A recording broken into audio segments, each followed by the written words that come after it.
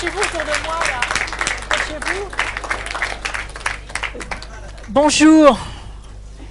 Le siège de la campagne présidentielle est ouvert. C'est le symbole de la transparence et de ma volonté de faire participer le peuple français au projet présidentiel.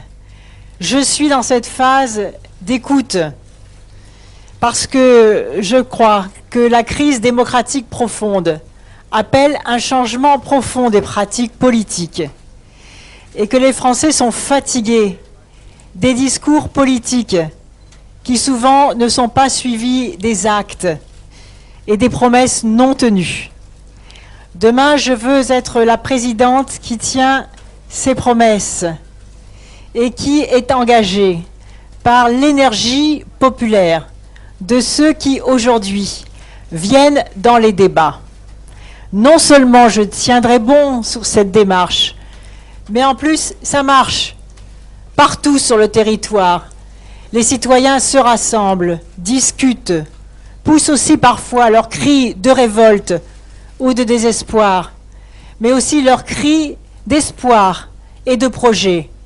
Partout, nous sentons que la France mérite mieux que ce qu'elle a aujourd'hui. Et ce qui me frappe le plus dans ces prises de parole citoyennes à travers tout le territoire, que je vais à nouveau parcourir dans toutes les régions, il y aura une première étape de compte-rendu le 3 février, puis une seconde étape les 10 et 11 février prochains, au cours desquels je délivrerai aux Français ce que j'ai entendu, ce que j'ai compris et ce que je vais construire avec eux. C'est pourquoi cette démarche est extrêmement importante. Non seulement c'est ce qui change en profondeur le lien intime qui unit le peuple français avec la personne qu'ils vont choisir pour incarner la France et pour représenter le changement profond auquel ils aspirent. C'est pourquoi ce temps doit être respecté. Et en plus, ce temps est fructueux. La parole est authentique. Elle est de qualité.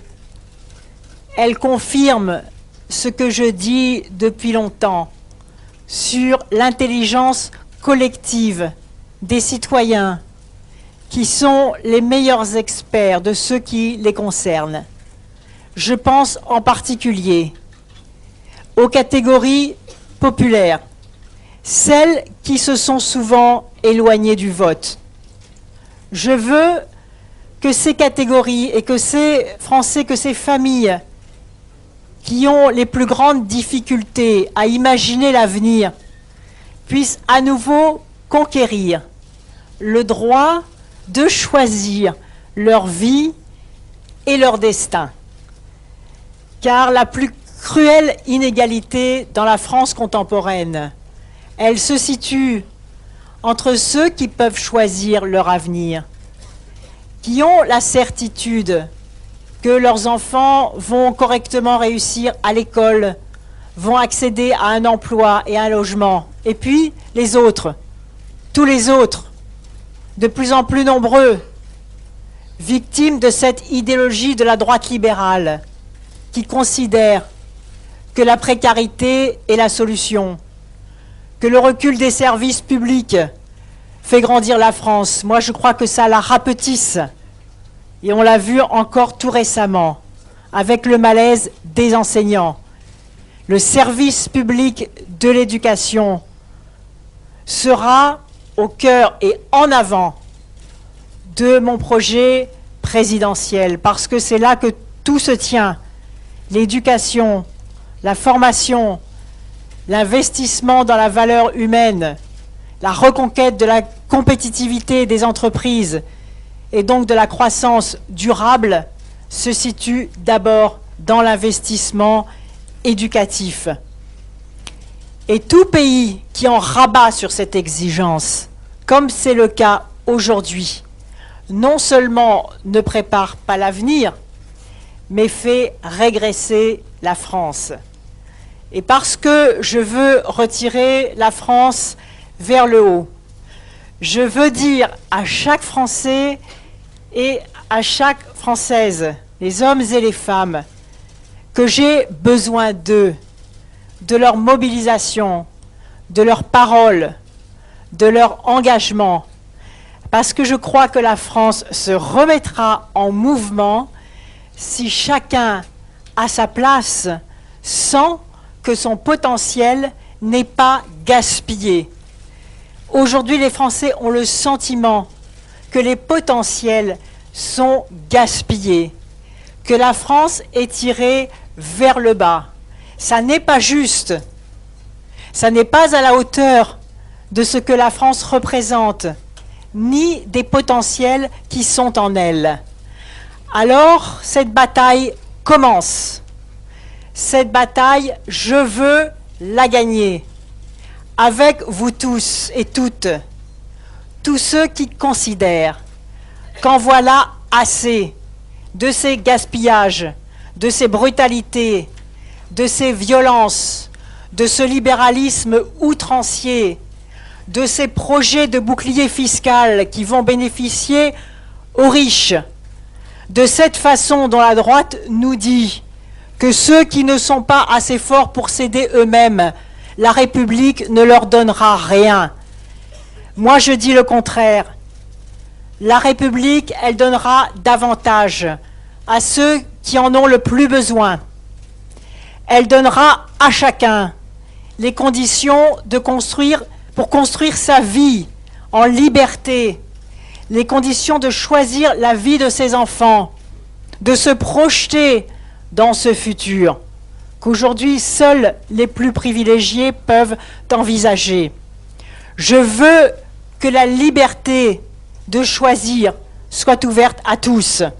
Et pour cela, la puissance publique doit mettre en place les conditions concrètes de l'égalité des chances, doit lutter contre la vie chère, contre la précarité au travail, contre le chômage des jeunes. Et je prends ici l'engagement qu'aucun jeune ne reste plus de 6 mois en recherche d'emploi, qu'il puisse ensuite trouver une société, une France qui lui tend la main et qui lui donne l'occasion de faire ses preuves, avec aussi un droit à l'échec, car il y a trop de discrimination entre les jeunes, y compris les jeunes diplômés, qui n'ont pas d'adultes sur lesquels s'appuyer pour conquérir la confiance d'une entreprise.